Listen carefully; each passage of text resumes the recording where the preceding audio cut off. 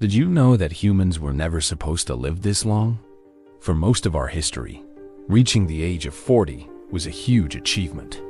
So how did we go from a species whose life was, as the philosopher Thomas Hobbes put it, nasty, brutish, and short, to one where celebrating a 100th birthday is becoming more and more common? This is the incredible, untold story of how we defied nature and doubled our lifespan.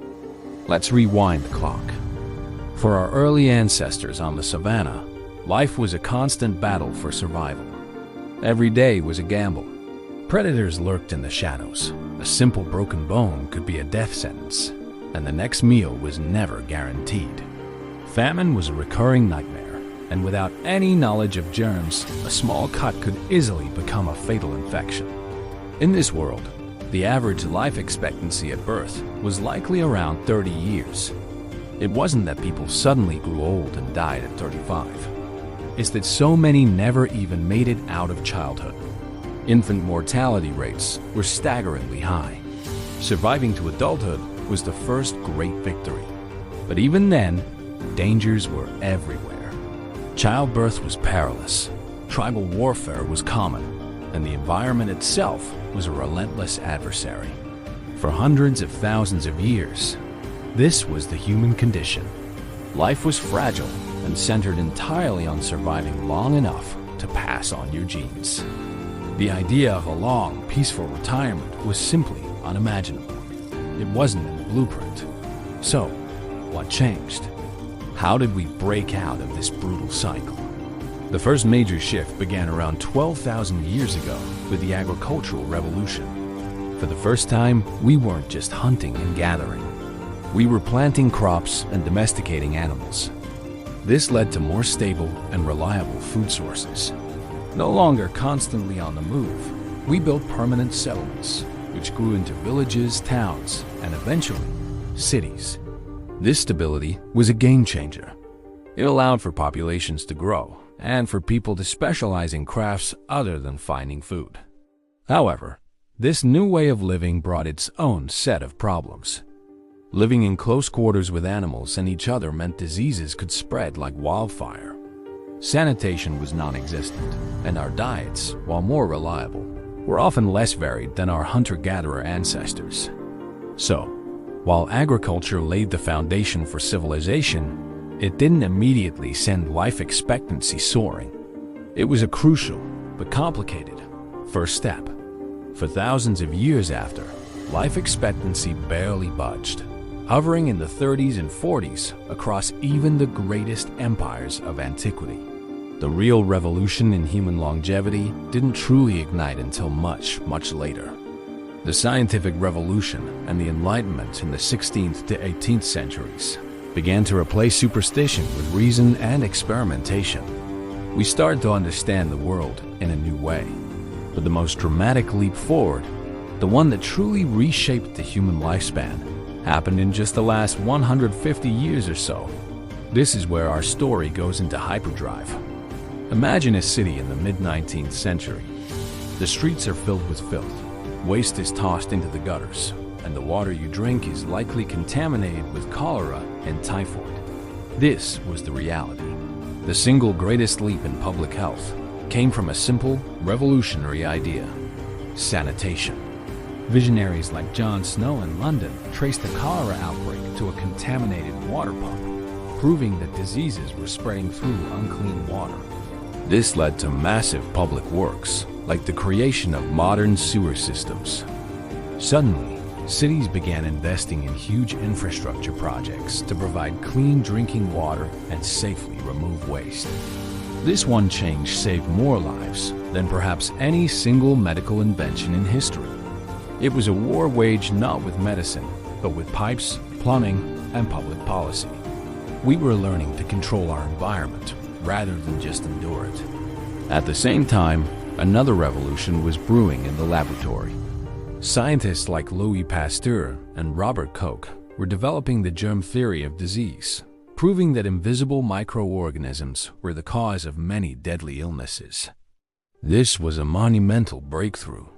If germs caused disease, then we could fight them. This ushered in the golden age of medicine. Joseph Lister introduced antiseptic surgery, dramatically reducing deaths from infections. Then came the miracle of vaccines.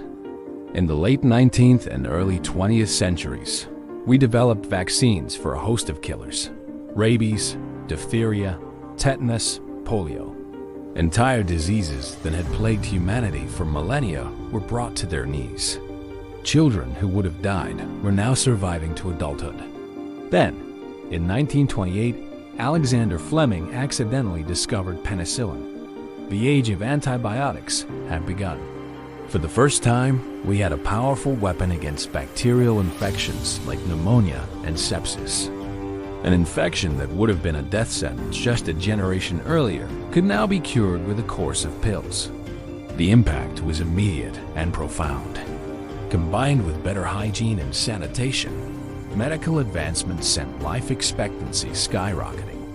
From an average of around 40 years in 1880, it climbed to over 60 by 1950 and has been rising ever since. And we can't forget nutrition. The Industrial Revolution, along with modern agricultural science, made food more abundant and affordable than ever before.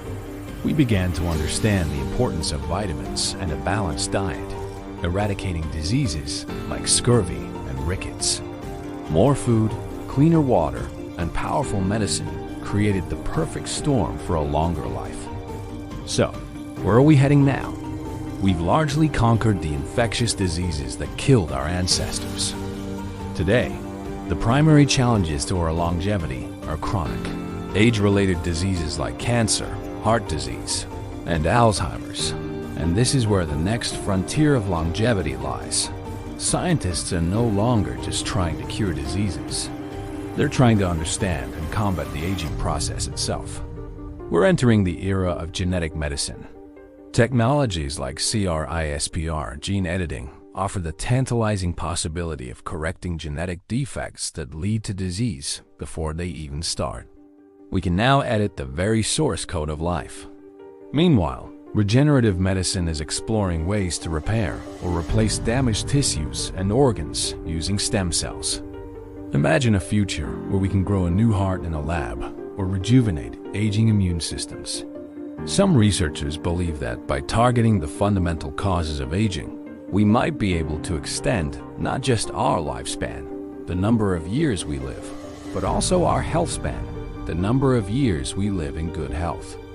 The goal isn't just to live to 120, but to be healthy and vibrant at 120. It's a staggering thought.